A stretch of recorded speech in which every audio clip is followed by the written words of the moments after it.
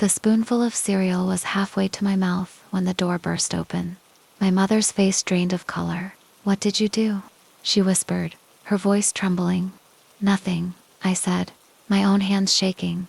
"I didn't do anything, but the police didn't care. They stormed in, shouting my name, Liam Carter, grabbing my arms, wrenching me away from the breakfast table. 'You're under arrest for possession with intent to distribute.' One of them barked. "What the hell are you talking about?" I shouted, my voice cracking. "I don't even smoke." They didn't listen. The cold metal of the cuffs clicked around my wrists. My mother sobbed, her hands covering her mouth. Neighbors gathered in the hallway of our apartment complex, their eyes wide with shock and judgment. At Evergreen Police Station, I kept demanding answers. "Why am I here? What is this?" An officer, Detective Cole, slammed a file in front of me. "That's your girlfriend's car, right?" "Sophia's." "Yeah," I said, my stomach twisting. "So, trunk full of pills. Bag inside has your fingerprints all over it." "That's impossible." My voice was raw. "I haven't even been in her car in weeks." Detective Cole smirked. "She already gave a statement." My blood ran cold. "What statement?" "Said she borrowed the car from you. That you must have put the stuff there." I laughed, a dry, bitter sound. "She's lying." But the detective just shrugged. "She looked real scared. Cried for 10 minutes straight." "Sophia cried?" "No, no way. In court, I saw her on the stand." Sophia Rivers looked perfect, her dark hair cascading over her shoulders, her voice soft and wounded, like some kind of angel. "I don't know how the drugs got there," she said, her eyes welling up. "Liam let me borrow the car. He must have." Sophia yelled, my voice echoing in the courtroom. "Tell them the truth." She glanced at me just for a second, then lowered her eyes. Judge Holloway slammed the gavel. "One more outburst, Mr. Carter, and I'll hold you in contempt." I clenched my fists. "I didn't do this," I whispered as they led me past her. Sophia leaned in, her breath warm against my ear. "I'll fix it," she whispered back. "Just wait." But I didn't get to wait. 5 years. The judge's words hit me like a sledgehammer. My knees buckled. 5 years. For something I didn't do. My mother screamed from the gallery. "He's a good boy. He's never even." They pulled her back.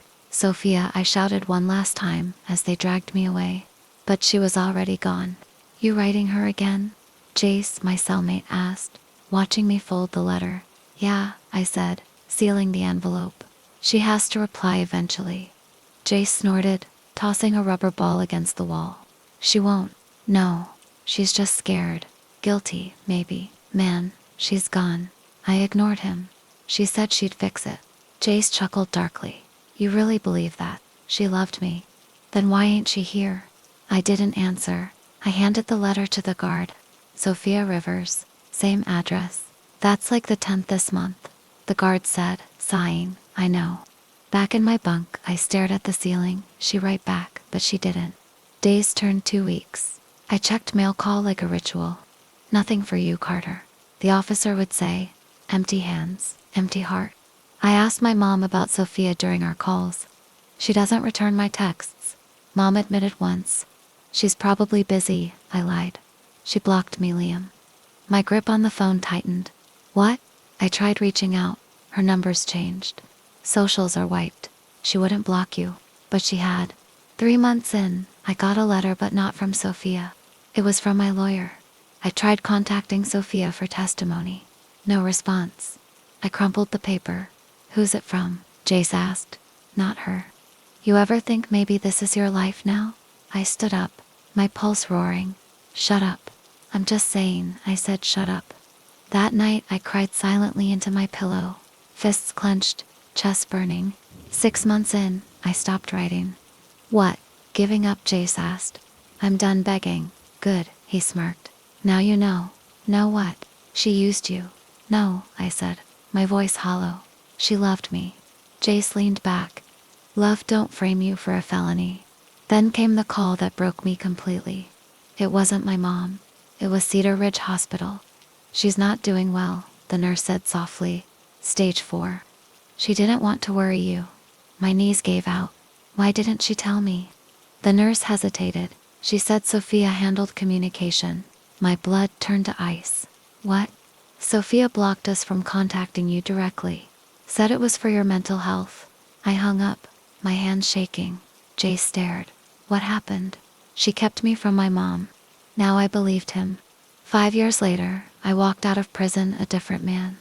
And the first thing I saw on TV, Sophia Rivers, smiling in a red dress, standing beside Senator Marcus Vane. Rumors of engagement are heating up. The anchor chirped. I didn't cry. I didn't scream. I just smiled. Because now I had fire. And I was going to burn her world to the ground.